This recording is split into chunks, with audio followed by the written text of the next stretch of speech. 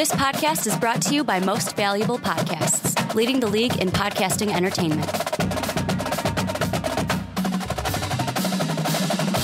What's up, everybody? Ricky Widmer here, along with the one, the only, Brandon Swanson. Hey. And we are back for another edition of the Primetime Podcast right here on Most Valuable Podcast, your one-stop shop for college football, college basketball, all the great topics, talking about the two sports in college that we love. Brandon got a jam-packed show. Going to be looking at Jacob Eason, expected to transfer to the Washington Huskies. What will that mean for the Huskies? Then we're going to invite on our fellow patron, our patron, I should say, of Most Valuable Podcast, Patrick Hill. He's going to be coming on to talk about his college basketball team and the Rock Chalk Jayhawk. Are they in trouble, Brandon? Are they in trouble?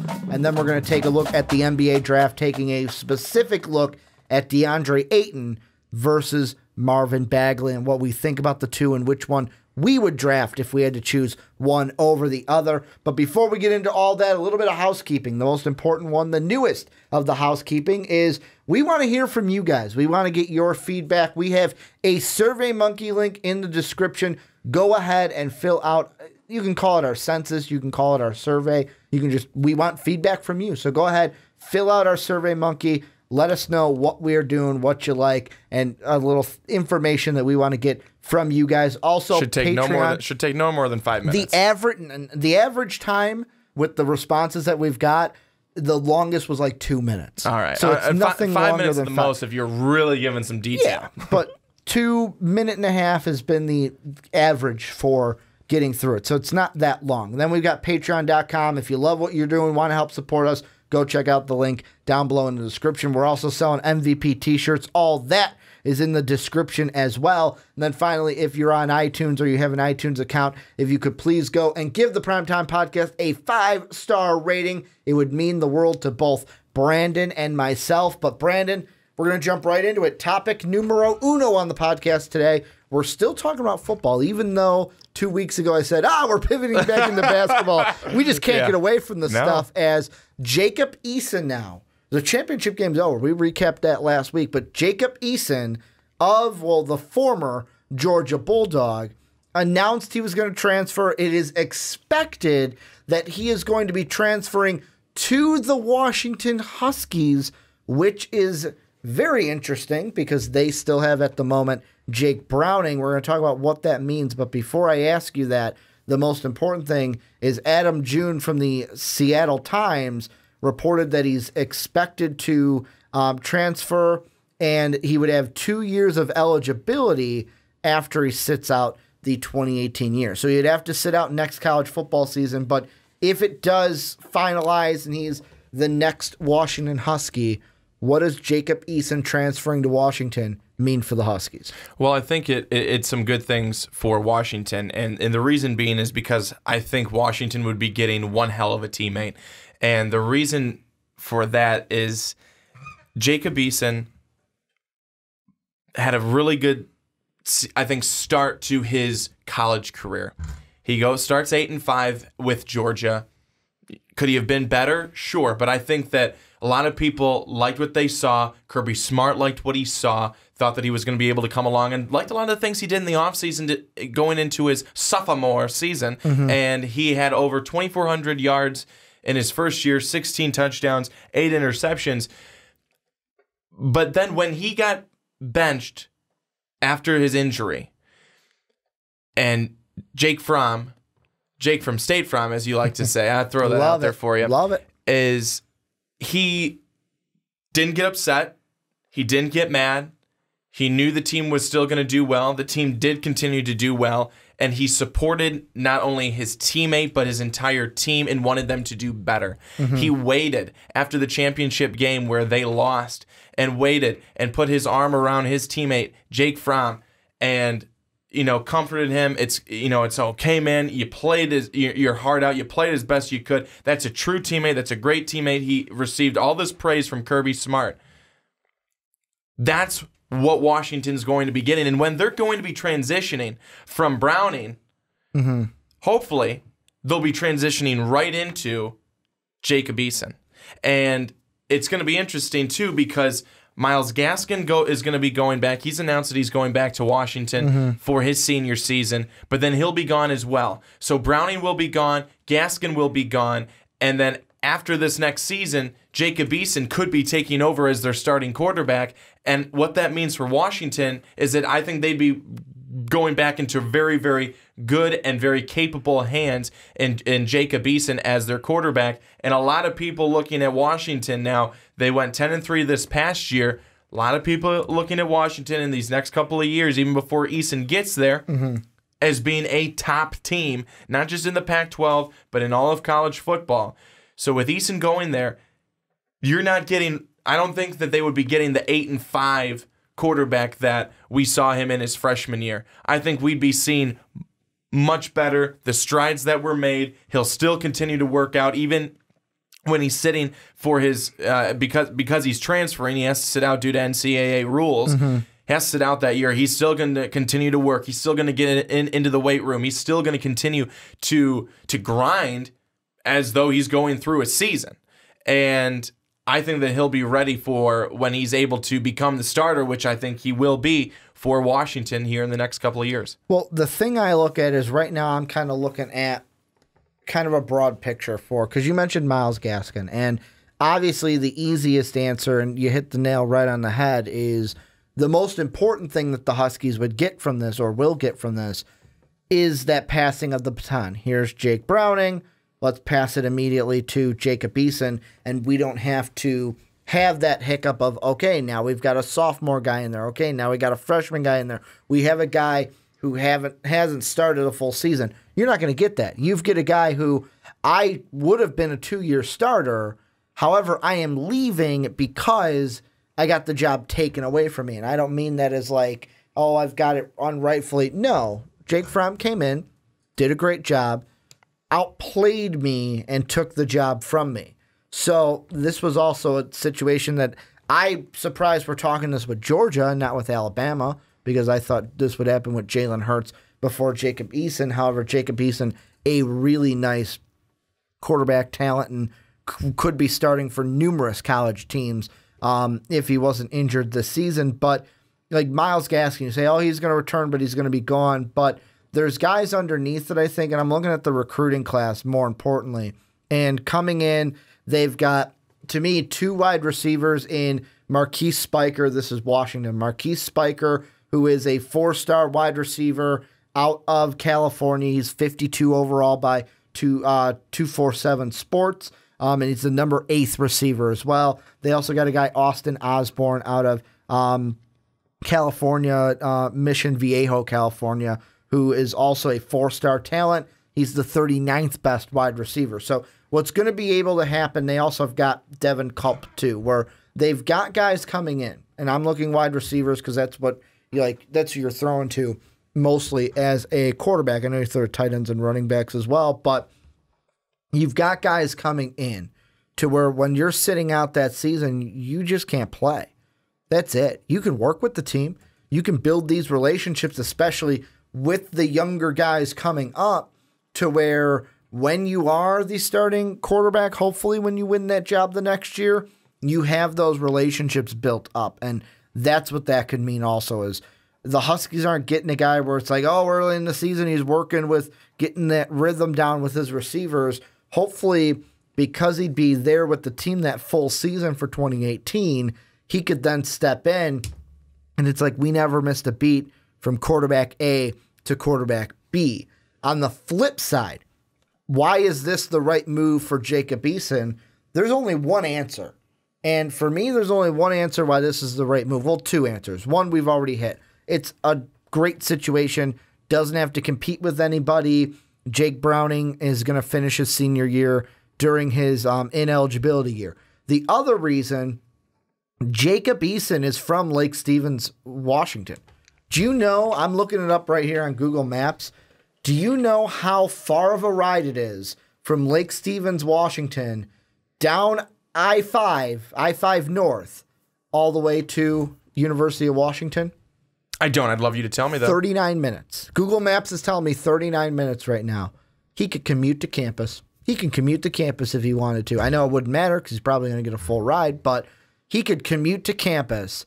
That's how close he would be. So that's another issue, like on the other side of why Washington would fit for Jacob Eason. That's where his family is. Mom and dad could come to the games. He wouldn't be all the way states away. He'd be 40 minutes from home if he wanted to, playing for the university that he might have grown up kind of idolizing a little bit because he was only 40 minutes away. So that's another thing to play into this of how it might fit for Jacob as well. So another point for Washington at their quarterback position. So Jake Browning, they're hoping is going to be returning for 2018. Then you have the incoming freshman hotshot quarterbacks, as the Seattle Times put it, Jacob Sermon and Colson Yankoff, both top 100 recruits. Both are already enrollees. So you add them into the mix. You have Eason, who was, when he was coming into college, was the number one quarterback recruit in his class. That's huge. That's extremely impressive. You have him coming in and being ready for the 2019 season. And then, you know what that's similar to, Ricky? As the Seattle Times points out, it's similar to Urban Meyer and the quarterbacks that he had at Ohio State. Braxton Miller, J.T. Barrett, Cardale Jones. And it seemed to work out pretty well for Ohio State. And not to say that it's going to work out the exact same way, but when you have 3 solid guys at your quarterback position and you stockpile on your talent there, you find yourself in a really, really good position. One, because you have the competition between and amongst these guys that's forcing them to get better each and every day. They're becoming closer, hopefully. But you're going to definitely be weeding out your number one quarterback in that situation. And it's a great problem for Washington to be able to have, especially if the 2 incoming freshmen are as good as they're hyped to be. And then you have Eason coming over there, being able to add another factor. I think it would be really great, in Washington may be more willing to say, okay, Eason, he's already had a full season here in college. He's backed up. He's seen what it's like on both sides. He's learned a lot. He learned from, a really good head coach in Kirby Smart. Now he's come over here. They may want to go with him. They may want to go with him because of that experience that he's already had.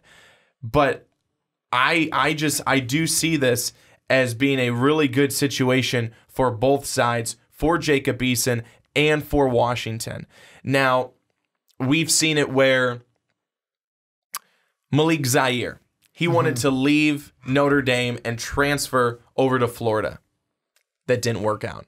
It doesn't always work out. But Malik Zaire and Jacob Eason, I'm not trying to compare them. I'm just trying to compare possibly their situations where they felt as though they're going to try and go somewhere else. They believe they'll get more playing time. They believe that they'll be given a chance to start. Whereas when you look at both situations, Notre Dame, Georgia, they already pretty much had Brandon Wimbush for Notre Dame, Jake Fromm for Georgia. But the thing I wanted to throw out about Notre Dame was, and correct me if I'm wrong because you're more of the Notre Dame fan than I am, wasn't Malik Zaire's situation also because Brian Kelly managed that situation poorly when it was Zaire and Kaiser? And that was a reason that kind of was Malik's like, you know what, I'm going to get out of here to get away from that whole stuff. Well, he managed it poorly, but I also think that he already had in his mind, and as many people talked about, that Wimbush is this new golden boy who's going to come in here. And Wimbush did play well. I mean, he was really outstanding, and one of the big reasons why Notre Dame was, I think, kind of back on the map for a good part of the season this year. And Malik Zaire, he goes to Florida. And I won't even put it on him that it's his fault, because Florida had so many problems of their own, even without having Zaire. But that didn't work out. So we see situations where it doesn't always work out for the player transferring over there. But what's going to be great for Washington is that with Eason having to sit out and have another redshirt year, he'll have 2 more seasons to be able to play, that he'll be able to give to Washington, that they know, hey, we bring this guy in, he's our starter. We've got 2 more years with him. It's not just this season. We've got potentially 2 seasons to compete for a playoff spot and hopefully a national championship. Well, and another thing that kind of throws a wrench into the Washington quarterback situation too is I was originally, before today, it just happened today, CBS had the story where we're thinking Jake Browning's the starter. You've got KJ Carter Samuels as the backup, and then you have the 2 freshmen, the 2 ones that you mentioned coming in. And what you could do in that situation, we have our 2, maybe have a third, but because we all already have Carter Samuels, if the other 2 don't see play time, we can redshirt them. We can redshirt both of them if they didn't even see action. And then that way, they're redshirt freshmen.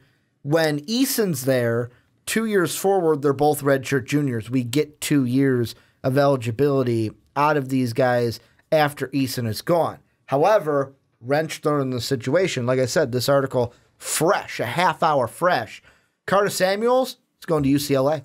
It's decided that he is transferring to go to Chip Kelly, and the exact quote that he told CBS was, UCLA is the right place because, first of all, Chip Kelly is a huge reason why. He's going to be running an offense that I'd like to be a part of and add to. With that said, it's close to home. Being from the Bay Area, it's just a little bit south. So for Washington, that's one thing. It's like, great. Now Carter Samuel's not going to be there. One of these freshmen might, and I should say early enrollees, because that's the interesting thing. The rest of the guys have signed. Spring class has started this semester. Those quarterbacks are already on campus. They're already enrolled at the University of Washington. Now one of those guys, maybe one of them, might have to be the backup this year. And whether, let's say, anything happens to Jake Browning or you have to throw the backup in there, you might not be able to redshirt one of those freshmen to keep his eligibility one longer because of Eason coming in. So 2 more points that I want to be able to make, and one of them goes back to the situations of people transferring and their success or non-successes. Okay. And just a list of a couple of names after they transferred and the success they had: Troy Aikman, Nick Foles, Ryan Mallett, Russell Wilson, the most recent one of who transferred and then had really good success afterwards. And another thing that I'm not sure if you had mentioned it early on in this segment is that Eason was not recruited by Kirby Smart. He was recruited by Mark Richt. Yeah. And so Kirby Smart, no necessary allegiance to be able to, as we saw, to having Eason come in, come back, and be the starter, especially after what we saw from Jake Fromm. But Jacob Eason is going to be successful, and there's going to be that team, and I think it's going to be Washington that is going to see him be very successful because he has got a great arm. He's got that NFL frame. He's just got that look of an NFL starting quarterback, and I think that he will be successful. And I think a big part of that is because of what Kirby Smart said about him going into the offseason after his freshman season. His freshman year was fine. It was good. But were there things that he could improve upon? Yes, and we talked about those in multiple segments. But when Kirby Smart said, this guy is going to be good, he's made really good strides, he's made strong improvements, and then he gets injured, we didn't get to see that.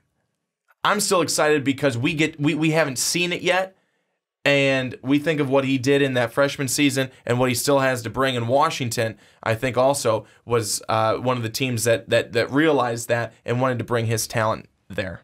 Well, and the one thing that I am quickly trying to look at is when Jacob Eason was coming out, so he was class of 2016, he did get an offer from the Huskies. Oh, they strongly recruited him. Yeah, and I just wanted to make sure, and I wanted to make sure that Chris Peterson was already there because I couldn't remember the exact year Peterson was there, but that was 2 years already into Peterson. They really wanted him, so that's why it's kind of like a fit. And I find it interesting that I know I mention this a lot. The crystal ball on like 247 Sports isn't the Bible. It's basically contributors kind of saying, oh, this is where I think this person's going to go. His crystal ball was basically number one, 36% saying Georgia, 27% saying Florida. The rest was 9% to Bama, Washington, and Notre Dame even was in the running for Jacob Eason. So you get Washington, they get their guy. Basically, I'm going to say their guy because like you said, heavily recruited by Washington. I think this is good for, there is nothing bad coming out of this for the Huskies. And with their quarterback situation. Or Jacob Eason, I don't think. Eason. I don't think that Eason walks in and has to compete heavily with the two freshmen. I think it's basically Browning's job. Let's hand it off to Eason for 2 years.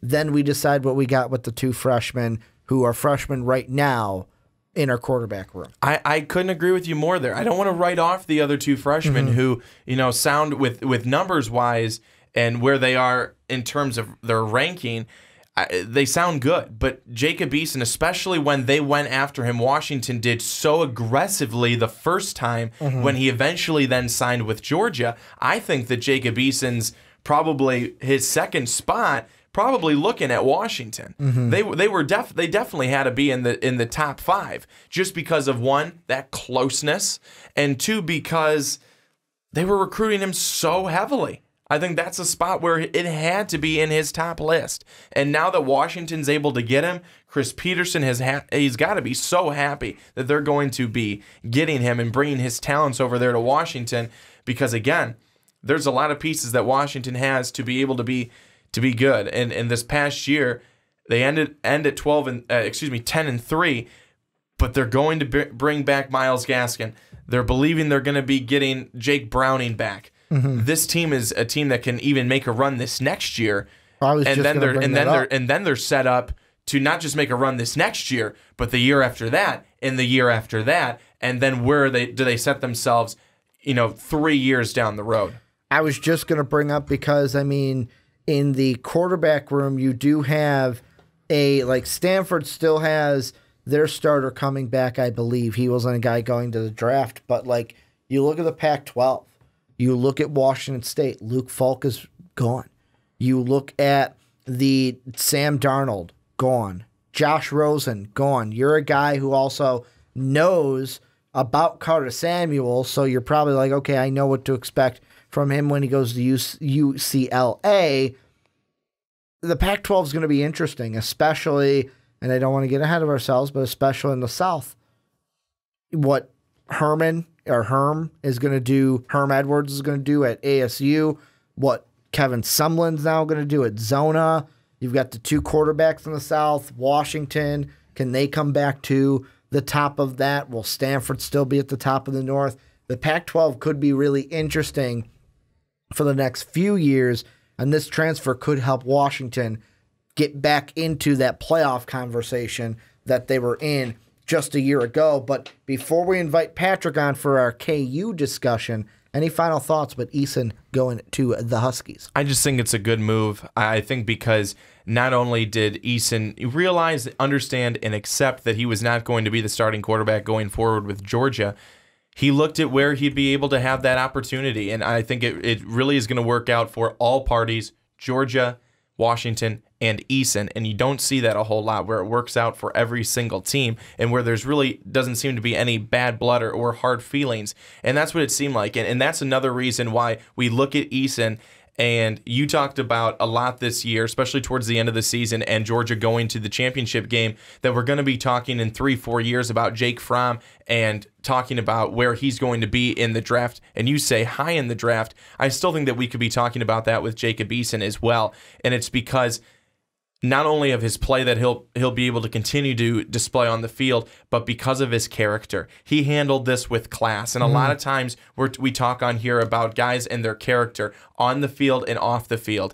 And not only has Jacob Eason been a friend to Jake Fromm and just a class act to everyone else, he's been that guy who's just accepted the role that he's in and he's embraced it and he's tried to learn more from it. Whereas guys may get a little arrogant and say, well, I'm better than this. I'm better than holding a clipboard and, having a headset on and stuff like that. No, Jacob Eason was not better than that. And he knew that he was doing it for a reason. It was all going to work out, and now it is. So hats off to Jacob Eason and good luck to him. Well, this is where we turn it on to you guys. Let us know what you guys think down below. What do you think of the transfer for Jacob Eason leaving Georgia? Then also, what does this mean for the Washington Huskies moving forward? Let us know what you guys think down below in the comment section.